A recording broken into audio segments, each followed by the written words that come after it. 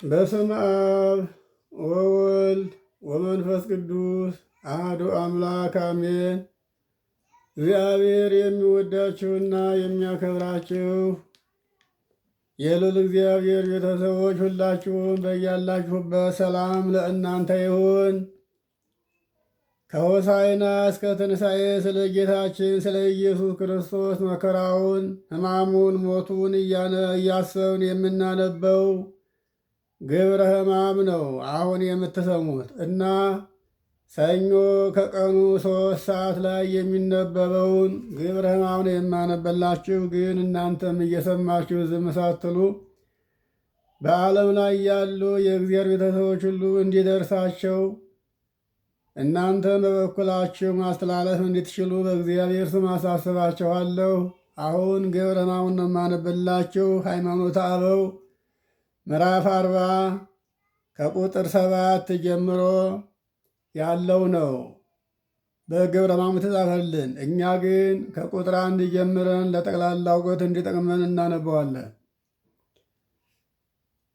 ሰኞ ከቀኑ 3 ሰዓት የሚነበብ ግብረ ሕማም ሃይማኖተ አበው ምዕራፍ 40 ተራ ቁጥር 1 ወካይበ መልእክት እምኀበ ዝንቱ ሊቅ ትሩፍ አውሊዲስ ሊቀ ጳጳሳት ዘሮሜ አቢይ ሀበ ኩሎሙ ኤጲስቆጶሳት ውስተ ኩሎን መካናት። ዳግመኛም በምግባር በሃይማኖት ፍጹም ከሚሆን ከደገኛው መምህር ከሮሙ ሊቀ ጳጳሳት አውሊዲስ በአራቱ ማዕዘን ላሉ የኤጲስቆጶሳት ሁሉ የተላከ መልእክት ይህ ነው። ተራ ቁጥር 2 አውሊዲስ ይጽፍ ሀበ ኤጲስቆጶሳት ዘአብያተ ክርስቲያናት ጉባኤ እንተ ሐዋርያት እለ ሀለዋ ውስተ ኩሎን መካናት። አውሊዲስ በአራቱ ማዕዘን ላሉ በሐዋርያት ስብከት በአመኑ ምእመናን ላይ ለተሾሙት ሊቀ ጳጳሳት ይህንን መልእክት ይጽፋል። ተራ ቁጥር 3 ኦ አሃው ፍቁራን በእግዚ ንትፈሳህ እንከ ሊተሰ ያሰምረነ ኦ አሃው ፍቁራን ሃይማኖትክሙ በእግዚእነ ወአምላክነ ወንጉሥነ ዛቲቲ ዘከመ ትምህርተ ቤተ ክርስቲያን። እናንተ የተወደዳችሁ ወንድሞች ሆይ እንግዲህ በጌታችን በኢየሱስ ክርስቶስ አምነን ደስ ይበለን። እናንተ የተወደዳችሁ ወንድሞች ሆይ ለእኔስ በጌታችን በአምላካችን በንጉሣችን በኢየሱስ ክርስቶስ ማመናችሁ በጣም ደስ ያሰኘኛል። ይህችውም እንደ ቤተ ክርስቲያን ትምህርት ናት አለ። ተራ ቁጥር 4 ሆሴ ነቢይ ይቤ በእንተ እግዚአብሔር ቃል እያሃድጎ ለያዕቆብ ይህልቅ እስመ አምላከ አነ ወኢኮንኩ ከመ ብእሲ ቅዱስ ወኢይበው ውስተ ሀገር ወአንሶሱ ምስለ እግዚእ። ነቢዩ ሆሴ ስለ እግዚአብሔር ቃል ያዕቆብ ይጎዳ ዘንድ ቸል አልለውም አለ። የባሕርይ አምላክ ነኝና እንደ ሩቅ ብእሲም አይደለሁኝምና በቦታ ሁሉ አልወሰንምና እንደ አብ ምሉ ነኝ አለ ይላል። ትንቢተ ሆሴ ምዕራፍ 11 ቁጥር 9 እስከ 10 ድረስ። ተራ ቁጥር 5 ዘንተ ወዘይመስሎ ይቤ እግዚአብሔር ቃል በእንተ ዛለወ ይኩን ሰብአ እመዎ ዘይብል ከመ ውእቱ ብእሲ ቅዱስ ወይኮነ አምላከ እንዘለሊሁ ይቤ እስመ አምላከ አነ ወአኮ ብእሲ ውጉዘ ለይኩን። እግዚአብሔር ቃል ሰው ይሆን ዘንድ ስላለው ይህንን የመሰለውንም ተናገረ። እርሱ እኔ አምላክ ነኝ ሩቅ ብእሲ አይደለሁኝም ሲል ሩቅ ብእሲ ነው አምላክ አይደለም የሚል ሰው ቢኖር የተወገዘ የተለየ ይሁን አለ። ተራ ቁጥር 6 አንሰ አምን በስሉስ ቅዱስ ስቡሕ ዘሎቱ ይሰገድ ኩሉ ከመ እሙንቱ ጸሎቱ ይሰግድ ኩሉ ከመሙንቱ ሰለስቱ አካላት ፍጹማነ መልክ ወገጽ እንዘ አሐዱ መለኮት ሆሙ ወአሐዱ ህላዌ ሆሙ ዘውእቶሙ አብ ወወልድ ወመንፈስ ቅዱስ። ጌታ ጌትነታቸው ባህርያቸው አንድ ሲሆን እነርሱ በገጽ በመልክ ፍጹማን የሚሆኑ ሦስቱ አካላት እንደሆኑ ሁሉ በሚሰግድለት በሚያመሰግነው በስሉስ ቅዱስ እኔ አምናለሁ። እነዚህም አብ ወልድ መንፈስ ቅዱስ ናቸው አለ። ተራ ቁጥር 7 ወአምን ረደቶም ሰማይ ለአሃዱ ዘእምቅድስት ሥላሴ ወተሰግቦቶ እምእግዝእትነ ቅድስት ድንግል ማርያም ወአስተርእዮቶ ለእግዚአብሔር ቃል መድኃኒነ ኢየሱስ ክርስቶስ እምኔሃ ወአንሶ ሰወቶ ማእከለ ሰብእ እንዘ ውእቱ አምላክ ወሰብ ኅቡረ። ከሦስቱ አካላት አንዱ አካል ከሰማይ መውረዱን ከእመቤታችን ከቅድስት ድንግል ማርያም ነፍስንና ሥጋን ነስቶ ሰው ሆኖ መወለዱን እግዚአብሔር ቃል መድኃኒታችን ኢየሱስ ክርስቶስ ከእርሷ ተወልዶ መገለጡን በተዋህዶ ሰው የሆነ አምላክ ሆኖ በሰዎች መካከል መመላለሱን አምናለሁ አለ። ተራ ቁጥር 8 ወይቤ አሐዱ አምላክ ወካልኡ ብእሲ አላ አሐዱ አካል ወአሐዱ ህላዌ ውእቱ ዘእግዚአብሔር ቃል ምስለ ሥጋሁ ዘውእቱ እምእግዝእትነ ማርያም ወዝንቱ አሐዱ ውእቱ እምእግዚአብሔር ወውእቱ እምብእሲት። አንዱ አምላክ ነው አለ። አንዱ አምላክ ነው፣ አንዱ ሩቅ ብእሲ ነው አልልም አለ። አንዱ አምላክ ነው፣ አንዱ ሩቅ ብእሲ ነው አልልም አለ። ቀድሞ ሁለት አካል የነበሩት መለኮትና ባሕሪ አንድ አካል ሆነዋልና አንዱ አካል አምላክ ነው፣ አንዱ አካል ሰው ነው አልልም አለ። እግዚአብሔር ቃል ከእመቤታችን ከቅድስት ድንግል ማርያም ከነሳው ሥጋ ጋር አንድ አካል አንድ ባሕሪ ነው እንጂ አለ። ከእግዚአብሔር የተወለደው ከድንግል ማርያም የተወለደው ይህው አንዱ እሱ ቅድመ ዓለም ሳይፈጠር ከአብ የተወለደው ነው አለ። ከድንግል ማርያምም የተወለደው ቅድመ ዓለም ከአብ ብቻ የተወለደው ነው እንጂ ሌላ አይደለም አለ። ተራ ቁጥር 2 ወእንዘ አሐዱ ውእቱ የሐምም ወኢየሐምም የሐምም ወይትዌከፍ ሕማመ በሥጋሁ ወበመለኮቱ ይስር ሕማመነ ወበሞቱ ያበጥል ሞተነ ወውእቱ ዘጠግወነ ፈውሰ ለአግብርቲሁ። አንድ ሲሆንም ይታመማል አይታመምምም፣ በሥጋው ይታመማል ሕማማችንንም ገንዘብ ያደርጋል። በመለኮቱ ግን ሕማማችንን ያርቃል፣ በሞቱም ሞታችንን ያጠፋል። ለእኛ ለአገልጋዮቹ ድኅነትን የሰጠን እርሱ ቅድመ ዓለም ከአብ ብቻ ያለ እናት የተወለደው ድኅረ ዓለም ያለ አባት ከእናት ብቻ የተወለደው የእግዚአብሔር አብ ልጅ የድንግል ማርያም ልጅ ጌታችን አምላካችን ኢየሱስ ክርስቶስ ነው አለ።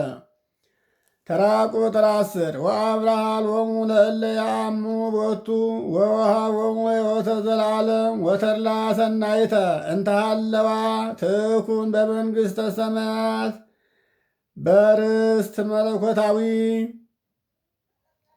ላመኑበትም ትንሣኤን ገለጠላቸው። የዘላለምንም ሕይወት በጌትነቱ በሚያወርሳት በመንግሥተ ሰማያት ትሰጥ ዘንድ ያላት ተድላ ነፍስንም ሰጣቸው አለ።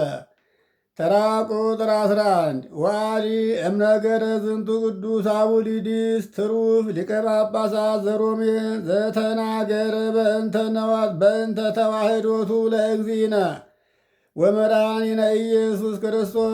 ዳግመኛም የሮሙ ሊቀ ጳጳሳት በምግባር ፍጹም የሚሆን ይህ ቅዱስ አቡሊዲስ ስለ ጌታችን ስለ ኢየሱስ ክርስቶስ ተዋህዶ ከተናገረው አምጥተን እንዲህ እንናገራለን አለ።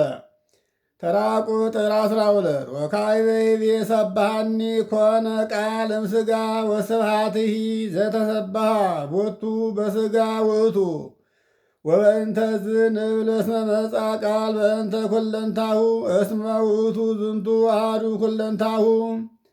አክብረኝ ግለጠኝ ባለ ጊዜ ቃል በሥጋ ተሰማ፣ የተገለጠበትም ክብርም በሥጋ ነው አለ።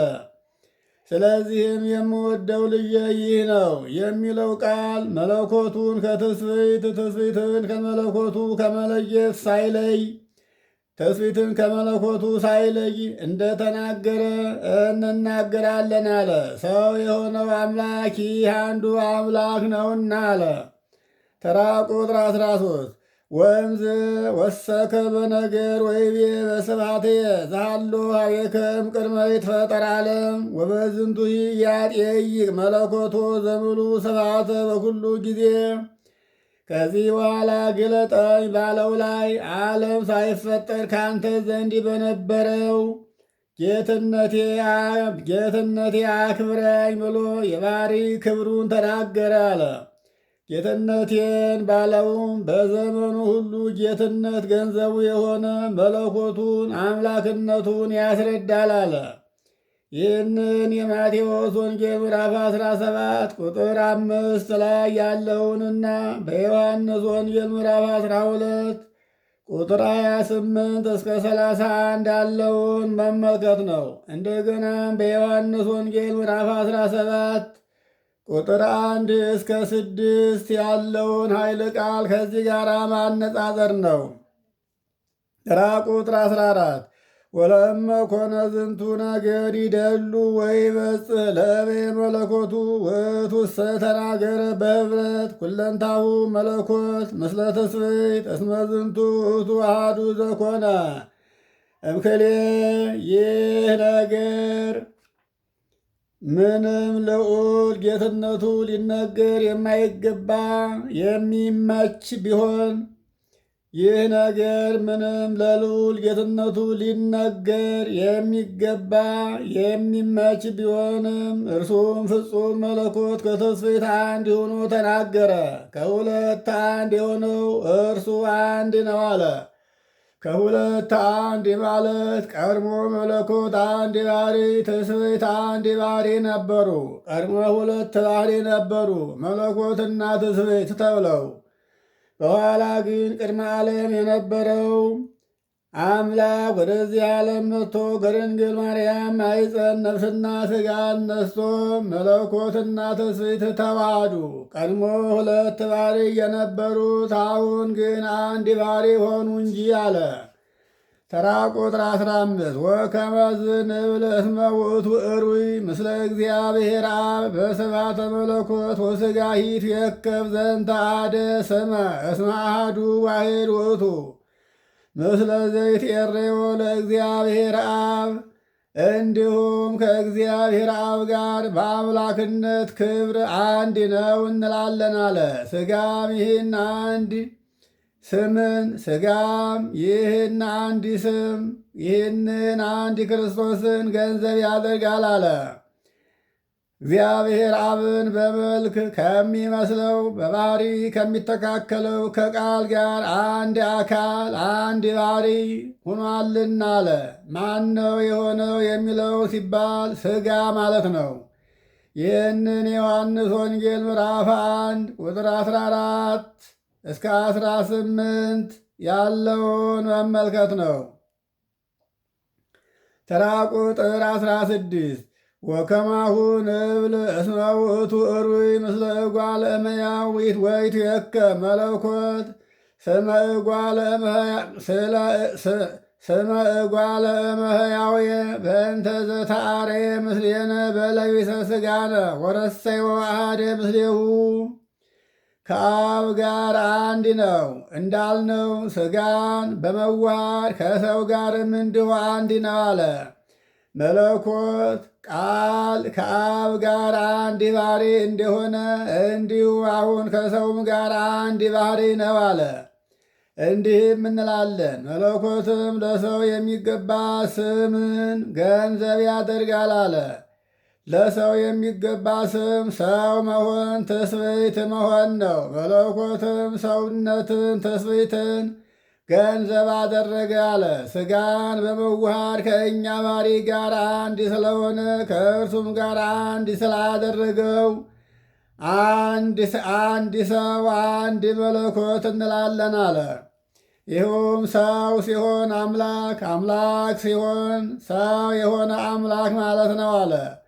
በትንቢተ ኢሳይያስ ምዕራፍ 9 ቁጥር 6 እስከ 7 ያለውንና የማቴዎስ ወንጌል ምዕራፍ 1 ቁጥር 22 እስከ 24 ያለውን ከዚህ ጋር ማስተያየት ነው። እንደገና ሐዋርያው ቅዱስ ጳውሎስ ለፊልጵስዩስ ሰዎች በጻፈው መልእክቱ ፊልጵስዩስ ምዕራፍ 2 ቁጥር 5 እስከ 11 ያለውንም ከዚህ ጋር ማነጻጸር ይቻላል። ይሄ ለመምህራን ለሊቃውንት ነው።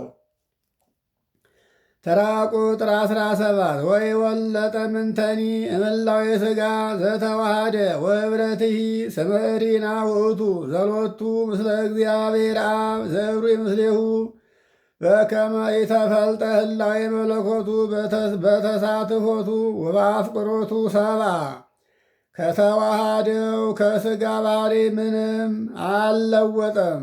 አንድ መሆንም ሰውን ወዶ ስለመዋሃዱ የመለኮት ባሕሪ እንዳልተለወጠ መጠን ከእርሱ ጋር አንድ ከሚሆን ከእግዚአብሔር ጋር ገንዘቡ የሚሆን መተካከል ያለበት ስም ነው አለ። መለኮት ሰው ሲሆን መለኮትነቱን ትቶ መለኮትነቱን ለቆ ከመለኮትነቱ ወጥቶ አይደለም አለ። ሥጋም መለኮትን ሲሆን ሰውነቱን ትስብእቱን ሰውኛውን ትቶ ከሰውነቱም ወጥቶ አይደለም አለ። ሥጋም ሥጋነቱን ሳይልቅ መለኮትም መለኮትነቱን ሳይልቅ እነዚህ ሁለቱ ባሕርያት አንድ ባሕሪ ሆኑ አለ። የማቴዎስ ወንጌል ምዕራፍ 28 ቁጥር 19 ላይ እና የሉቃስ ወንጌል ምዕራፍ 1 ቁጥር 32 እስከ 36 ላይ ተጽፎ እንደምንመለከተው የዮሐንስም ወንጌል ምዕራፍ 1 ቁጥር 1 እስከ 14 ድረስ ያለውና ምዕራፍ 10 የዮሐንስ ወንጌል አሁንም ምዕራፍ 10 ቁጥር 30 ላይ ያለውንም ከዚህ ጋር ማነጻጸር ነው። አንደኛ ቆሮንቶስም ምዕራፍ 8 ቁጥር 6 ላይ ያለውንም ከዚህ ጋር ስናስተያየው አንድ ነው። አሁንም ሃይማኖተ አበው ምዕራፍ 41 ከቁጥር 22 ጀምሮ ያለውን እስከ ፍጻሜ ድረስ እንመለከታለን። ይህ ግብረ ሕማሙ ላይ የሰፈረው ነው። እኛ ግን ለጠቅላላ እውቀት ከተራ ቁጥር 1 ጀምረን እንመለከተዋለን። ወካዕበ ግብረ ሕማም ሰኞ 3 ሰዓት ላይ የሚነበበው ግብረ ሕማም ሃይማኖተ አበው ምዕራፍ 41 ቁጥር 1 ወካዕበ ይቤ ዝንቱ ቅዱስ ትሩፍ አውሊዲስ ርእሰ ኤጲስቆጶሳት ዘሀገረ ሮሜ። በሮም ሀገር ያሉ የኤጲስቆጶሳት አለቃ በምግባር ፍጹም የሚሆን ይህ ቅዱስ አውሊዲስ ዳግመኛ እንዲህ አለ። ተራ ቁጥር 2 ወለእመ ቃል ሥጋ ኮነ በከመ ጽሑፍ እመቦ ዘሰገደ ለቃል ናሁ ሰገደ ለሥጋ ወዘሂ ሰገደ ለሥጋ ናሁ ሰገደ ለእግዚአብሔር ቃል። እንደተጻፈው ቃል ሥጋ ከሆነ ለቃል የሰገደ ቢኖር ለሥጋ ሰገደ፣ ለሥጋ የሰገደም ቢኖር እነሆ ለእግዚአብሔር ቃል ሰገደ አለ። ለቃል የሰገደ ሁሉ ለሥጋ ይሰግዳልና ለሥጋም የሰገደ ሁሉ ለቃል ይሰግዳልና ቃልና ሥጋ አንድ ባሕሪ ሆነዋልና አለ። ቃልና ሥጋ አንድ ባሕሪ አንድ አካል ስለሆኑ ለቃል የሰገደ ሁሉ ለሥጋ ለሥጋም የሰገደ ሁሉ ለቃል ሰገደ አለ።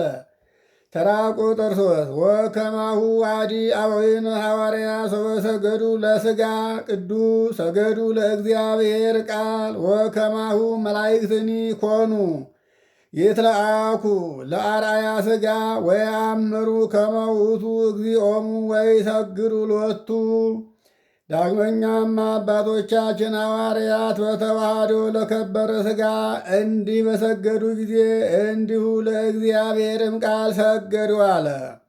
ለሥጋ ሲሰግዱ ለእግዚአብሔርም ቃል ሰገዱ ማለት የእግዚአብሔር ቃል ሥጋን ነስቷልና ሥጋ ሆኖ የሚታየው እግዚአብሔር ቃል ነውና። ስለዚህም ለሥጋ ሲሰግዱ ለእግዚአብሔርም ቃል ሰገዱ አለ። ለእግዚአብሔር ቃልም ሲሰግዱ ለሥጋም ሰገዱ አለ። ሥጋን ለብሶ የተገለጠው ነፍስና ሥጋን ነስቶ ሰው የሆነው የእግዚአብሔር ቃል ነውና አለ። በተዋህዶ ለከበረ ሥጋ እንዲህ በሰገዱ ጊዜ እንዲሁም ለእግዚአብሔር ቃል ሰገዱ። መላእክትም እንዲሁ ሥጋን አይተው ያገለግሉ ነበር አለ። መላእክትም ሥጋን አይተው ለሥጋ ሲያገለግሉ ለእግዚአብሔር ቃል አገለገሉ አለ። ለእግዚአብሔርም ሲያገለግሉ ለሥጋም አገለገሉ አለ። ፈጣሪያቸው እንደሆነ አውቀው ይሰግዱለታል አለ። በሰማይ ከአባቱ እሪና ሳይለይ በዚህም ዓለም በድንግል ማርያም እቅፍ ታቅፎ ሲያዩት አምላካቸው እንደሆነ አውቀው ይሰግዱለታልና። ይህንንም የማቴዎስ ወንጌል ምዕራፍ 4 ቁጥር 11 እና የማቴዎስ ወንጌል ምዕራፍ 14 ቁጥር 30 ላይ እናም የማቴዎስ ወንጌል ምዕራፍ 28 ቁጥር 9 እስከ 17 ያለውን የሉቃስ ወንጌል ምዕራፍ 24 ቁጥር 51 ያለውን ከዚህ ጋር ማነጻጸር ነው። ሐዋርያው ቅዱስ ጳውሎስም ለዕብራውያን ሰዎች በጻፈው መልእክቱ ምዕራፍ 1 ቁጥር 6 እስከ 9 ያለውንም ከዚህ ጋር ማስተያየት ነው። ተራ ቁጥር 4 ወሶበሂ ወለደቶ ለሥጋ እግዝእትነ ማርያም ድንግል ወለደቶ ለቃል ወበእንተ ዝንቱ ወላዲተ አምላክ ይእቲ ዘበአማን። ድንግል ማርያምም ሥጋን በወለደችው ጊዜ ቃልን ወለደችው አለ። ድንግል ማርያም ሥጋን ስትወልድ በሥጋ የወለደችው የእግዚአብሔርን ቃል ነውና አለ። ቃልንም በሥጋ ስለወለደች በእውነት ወላዲተ አምላክ ተባለች አለ። ወላዲተ አምላክም ናት አለ። የዮሐንስ ወንጌል ምዕራፍ 1 ቁጥር 14፣ ሮሜ ምዕራፍ 1 ቁጥር 3፣ ገላትያ ምዕራፍ 4 ቁጥር 4፣ ዕብራውያን ምዕራፍ 2 ቁጥር 16 ላይ ያለውን ከዚህ ጋር ማነጻጸር ነው። ተራ ቁጥር 5 ወሶበሂ ሰቀሉ አይሁድ ሥጋሁ ለእግዚአብሔር ቃል ዘተሰገወ ኪያሁ ሰቀሉ። አይሁድም ሰው የሆነ የእግዚአብሔር ቃል ሥጋን በሰቀሉ ጊዜ እርሱን ሰው የሆነ ቃልንም ሰቀሉት አለ። አይሁድ ሰው ብቻ መስሏቸው በመስቀል ላይ የሰቀሉት የእግዚአብሔር ቃል ነው አለ። የዮሐንስ ወንጌል ምዕራፍ 1 ቁጥር 14 ላይና ሮሜ ምዕራፍ 5 ቁጥር 10 ላይ ያለውን ከዚህ ጋር ማነጻጸር ነው። ተራ ቁጥር 6 ወአልቦ ውስተ መጻሕፍት ምንትኒ ፍልጠት ማእከለ ቃል ወሥጋሁ አላ አሐዱ ህላዌ ወአሐዱ ገጽ ወአሐዱ ግብር።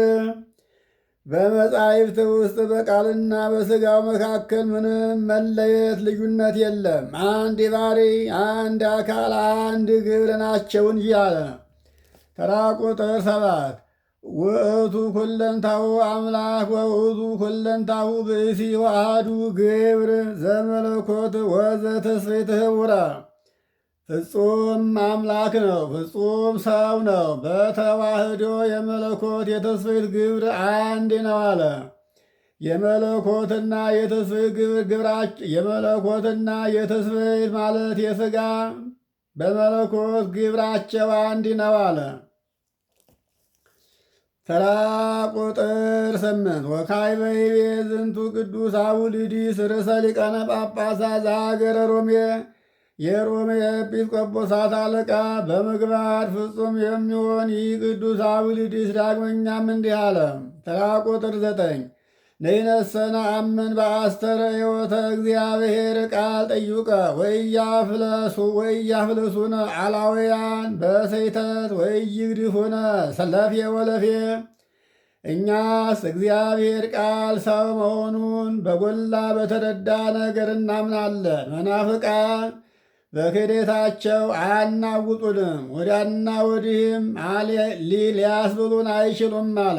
ተራ ቁጥር 10 ወዘሰ ያአምን በአፉ ከመ እግዚአብሔር መጻ ወይተአመን በልቡ ከመ ብእሲ ሩቅ እምነ መለኮት ኮነ እምብእሲት ዘይትኤረይ ምስሌነ ወይተአመን ከመ ወልደ እግዚአብሔር ተወልደ እምብእሲት ተቃራኒ ሆሙ ውእቱ ለምእመናን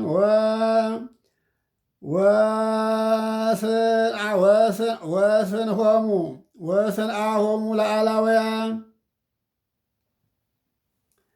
እግዚአብሔር ቃል ሰው እንደሆነ በአንደበቱ የሚያምን በልቡ ግን እንደ እኛ አምላክነት የሌለው ሩቅ ብእሲ ከድንግል ተገኘ ብሎ የሚያምን ሰው ግን አለ የእግዚአብሔር አብ የባሕርይ ልጁ ከድንግል እንደተወለደ የማያምን ሰው የምእመናን ባላጋራቸው የመናፍቃን ተባባሪያቸው ነው አለ። ተራ ቁጥር 11 ወለነሰ ይደልወነ ንዕቅብ ትእዛዘ እግዚአብሔር ዋኮ ተቃርኖተ ከመ ሰው ዘይትላኮይ። ለእኛ ግን የእግዚአብሔርን ትእዛዝ መጠበቅ ይገባናል። በሥጋዊ ግብር እንደሚጠላ ሰው ተቃዋሚነት አይደለም።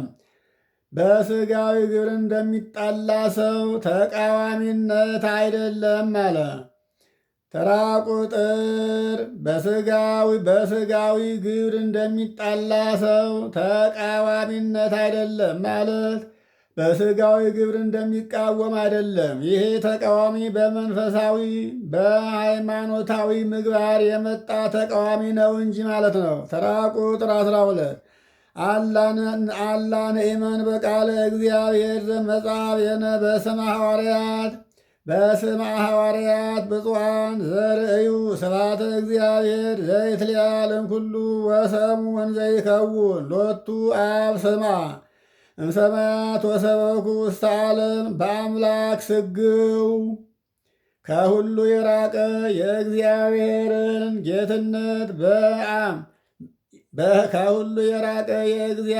ጌትነት ባዩ ጊዜ አብ ከሰማይ ሲመሰክርለትን በሰሙ ጊዜ ሰው የሆነውን አምላክ ለዓለም በሰበኩት በብፁዓን ሐዋርያት ምስክርነት ሰው የሆነውን የእግዚአብሔርን ቃል እናምናለን አለ።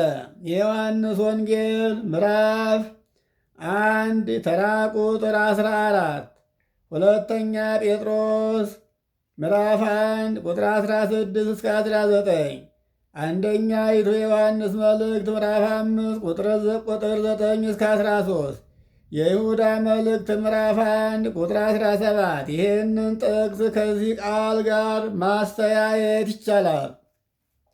ተራ ቁጥር 13 ቃል ዘኮነ ሥጋ ወመንፈስ ዘያዩ እግዚእነ ኢየሱስ ክርስቶስ ወልዱ እንበለ አብ በልደቱ በዲበ ምድር አላ አምላክ ዘወረደ እምሰማይ ወአኮ ብእሲ ዘተወልደ እምዘርአ ብእሲ።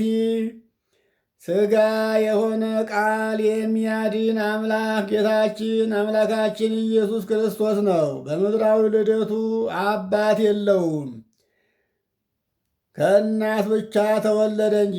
ከሰማይ የወረደው አምላክ ይህ ነው እንጂ አለ። በዘራ ብእሲ የተወለደ ሩቅ ብእሲ አይደለም አለ። ያለ ዘራ ብእሲ ያለ አባት ከእናት ብቻ የተወለደ ነው እንጂ አለ። ቅድመ ዓለም ከመፈጠሩ አስቀድሞ ያለ እናት ከአባት ብቻ የተወለደው አሁንም ያ ቀድሞ የነበረው ቃል ከድንግል ማርያም ያለ ዘራ ብእሲ ያለ አባት ከድንግል ማርያም ተወለደ አለ። የማቴዎስ ወንጌል ምዕራፍ 1 ቁጥር 18 እስከ 25 ድረስ ያለውን ከዚህ ጋር ማነጻጸር ነው። ተራ ቁጥር 14 ወባሕቱ ይሰመይ ወልደ እጓለ እመሕያው በእንተ ተስፊቱ ከመ ይክስት በዝንቱ ስልጣነ መለኮቱ ወያድኅን ዓለመ በስሙ ባሕቲቱ። ስልጣነ መለኮቱን ይገልጥ ዘንድ በተለየ ስሙ ዓለምን ያድን ዘንድ ሰው ስለሆነ የሰው ልጅ ይባላል አለ። ጥቅስ የዮሐንስ ወንጌል ምዕራፍ 3 ቁጥር 13 እስከ 19 ያለውን መመልከት ነው። ተራ ቁጥር 15 ወውእቱ አኀዚሆሙ ለእለ ውስተ ሰማያት ወሎቱ መንበር ውስተ ሰማይ ወይሰግዱ ሎቱ መላእክት ወይሴባሕ በመለኮቱ ምስለ አብ ወመንፈስ ቅዱስ። በሰማይ ያሉትን ፈጥሮ የሚገዛ እርሱ ነው። በሰማይ ዙፋን አለው፣ መላእክትም ይሰግዱለታል። በመለኮቱም ከአብ ከመንፈስ ቅዱስ ጋር ይመሰገናል አለ። ጥቅስ መዝሙር 103 በቅንፍ 102 ተራ ቁጥር 19 እስከ 22 ዕብራውያን ምዕራፍ 1 ቁጥር 6 እስከ 14 የዮሐንስ ራእይ ምዕራፍ 1 የዮሐንስ ራእይ ምዕራፍ 4 ቁጥር 1 እስከ 11 ያለውን ማነጻጸር ነው ከዚህ ቃል ጋር። ተራ ቁጥር 16 ወይይርሱ ዘንተ ምሁራን ከመ ይደቁ ውስተ ግዘት እስመ ከመዝ ብፁዕ ውእቱ ዘይተአቅፈ ብየ። የተማሩ ሰዎችን በውግዘት እንዳይያዙ ይህንን አይዘንጉ፣ እኔን ያልተጠራጠረ ብፁዕ ነው ብሏልና። ጌታችን ኢየሱስ ክርስቶስ የማቴዎስ ወንጌል ምዕራፍ 11 ቁጥር 6 እና ሁለተኛ ጴጥሮስ ምዕራፍ 3 ቁጥር 16 እስከ 18 ያለውን ከዚህ ቃል ጋር ማስተያየት ነው። ተራ ቁጥር 17 ወእመዎ ዘይፈልጦ ለመድኅን በእንተ ትስብእቱ ወሕማማቲሁ ወይሰግድ ለብእሲ ህየንተ እግዚአብሔር ወይብል እስመ ዘተሰቅለ ዕሩቅ ብእሲ እመለኮት ወያፈልስ መለኮተ ለከዊነ ትስብእት ኢይረክብ መድኃኒተ ዘእግዚአብሔር ዘኮነ በትስብእቱ። ሰው ስለመሆኑ መከራ ስለመቀበሉ መድኅን የሚከፍለው እግዚአብሔር ነው አለ። እግዚአብሔር ነው ብሎ ስለ መስገድ ፈንታ ሩቅ ብእሲ ነው የሚል የተሰቀለውንም ከመለኮት የለየ ሰውን የሚለይ ቢሆን የተለየ ሰው ነው አለ። መለኮትንም ሥጋ ወደ መሆን ተለወጠ የሚል መለኮት ትስብእትን ሲዋሃድ መለኮትን ጥሎ መለኮትነቱን ትቶ ተለውጦ ነው የሚል ሰው ቢኖር አለ እግዚአብሔር ሰው መሆኑን ያደረገለትን ድነት አያገኝም አለ። ሥጋ አምላክ የሆነው ሥጋነቱን ትቶ ነው። መለኮትም ሰው የሆነ መለኮትነቱን ትቶ ነው። መለኮታዊ ባህሪውን ለቆ ሥጋ ብቻ ሆነ። ሥጋዊ ባህሪውን ትቶ መለኮት ብቻ ሆነ ብሎ የሚያስብ ሰው ቢኖር እግዚአብሔር ካደረገለት ድነትን አያገኝም አለ። ጥቅስ መዝሙር 12 በቅንፍ 11 ቁጥር 5 ላይና መዝሙር 74 በቅንፍ 73 ቁጥር 12 ያለውን ከዚህ ቃል ጋር ማስተያየት ነው። እንደገና መዝሙር 111 በቅንፍ 110 ቁጥር 9 ላይ ያለውንም አሁን ስለተናገርነው ቃል እዛ ገብቶ ይህንን ማነጻጸር ነው። ተራ ቁጥር 18 እስመ ዘተወልደ እምብእሲት ታመ ወሞተ ውእቱ አድኃነነ ወብእሲትሂ ሶበ ወለደት አምላከ አምጻት ሕይወተ ዘላለም ወዝንቱ ሶበ ተዘከረ በሰብ አብጽሖ ለሰብ ሀበ ሱታፌ ሕይወት ባቲቱ። ከድንግል ማርያም የተወለደው ታሞ ሙቷልና እርሱ አዳነን። ድንግልም አምላክን በወለደ ጊዜ ለዓለም ሕይወትን አስገኘች። ይህም በሰው ልቡና ቢታሰብ ሕይወት እግዚአብሔርን ብቻ ወደ መምሰል አደረሰችን አለ። የሐዋርያት ሥራ ምዕራፍ 13 ቁጥር 23 ላይ ያለውን ኃይለ ቃል ስንመለከት ከዚህ ጋር አንድ ሆኖ እናገኘዋለን። ራ ቁጥር 19 ወበሞቱ አብጠለ ሞተ እምኔሆሙ ወበትንሣኤሁ አፍለሶሙ ውስተ ሕይወት። በሞቱ ሞትን ከእነርሱ አጠፋ፣ በትንሣኤውም ወደ ሕይወት መልሳቸው አለ። ይህም 5500 ዘመን በሲኦል የነበሩ ነፍሳትን በሞቱ ሞትን ደምስሶ ከሲኦል ወደ ገነት መለሳቸው። በዚህ ዓለም ያሉ ልጆችንም በተአምራቱ በትምህርቱ አምላክነቱን ገለጸላቸው አለ። ተራ ቁጥር 20 እመሰ መድኃኒት ኮነ መሃበ እግዚአብሔር ዋኮም ካል ወተሃደሰ ዓለም ዳግመ ዘሂ ተወልደ ወተሰቅለ ወሃመ መድኅን ውእቱ አኮ ዘወለደቶ እግዝእትነ ማርያም ብእሲ ሩቅ እመለኮት ወዘኢሰቀልዎ አይሁድ ብእሲ ባሕቲቱ አላ አምላክ ዘተወልደ በሥጋ እምብእሲት ወኪያሁ ሰቀሎ አይሁድ። ድህነት ከእግዚአብሔር ከተገኘ ከሌላ ካልተገኘ ዳግመኛም ዓለምን በእርሱ ከታደሰ የተወለደውም የተሰቀለውም መከራ የተቀበለውም መድኃኒተ ዓለም ክርስቶስ ነው አለ። እመቤታችን ቅድስት ድንግል ማርያም የወለደችውም ከመለኮት የተለየ ሩቅ ብእሲ ወይም ሩቅ ሥጋ ብቻ አይደለም አለ። መለኮት የተዋሃደው ሥጋ ነው እንጂ። አይሁድም የሰቀሉት ሩቅ ብእሲ መለኮት የተለየው ሥጋ አይደለም አለ። መለኮት የተዋሃደውን ሥጋ ነው እንጂ አለ። ከድንግል በሥጋ የተወለደ አምላክ እርሱ ነውና፣ አይሁድም የሰቀሉት እርሱ ነው አለ። ይህም ማለት ከአብ ያለ እናት የተወለደው ቀዳማዊ ቃል ድኅረ ዓለም ከድንግል የተወለደው መለኮት የተዋሃደው ሥጋ እሱ አምላክ ነው አለ። ይህም አይሁድ የሰቀሉት አምላክ ነው አለ። ሰኞ 6 ሰዓት ላይ የሚነበበው ግብረ ሕማም ኦሪቱ ዝላይ ተፈጸመ። አሁን የሚቀጥለው ተአምረ ማርያም ነው። ይቆየን።